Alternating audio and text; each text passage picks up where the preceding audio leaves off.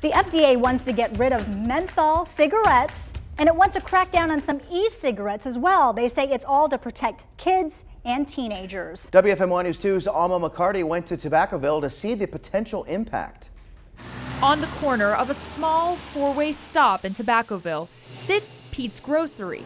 Behind the counter stands owner Tahir Manzoor. Everybody calls me T. For 5 years, he's sold countless packs of cigarettes to his customers. Menthols are king in this town where many of them are made. Everybody making menthols because it sells. At least my customers are at least 40%, they buy menthols. The FDA is trying to ban menthol cigarettes and cigars and make it more difficult for teens to access flavored e-cigarettes. Commissioner Scott Gottlieb says these products ease minors into nicotine use. The mentholated cigarette itself masks some of the undesirable features of smoking. Tobacco companies like ITG Brands and Reynolds American aren't on board with the menthol ban. They both say menthols do not have an increased health risk, nor do they make it harder to quit. Tobacco prevention manager Mary Gillette disagrees. She says the proof is there. So what we find is that menthol smokers have much lower rates of quitting and they have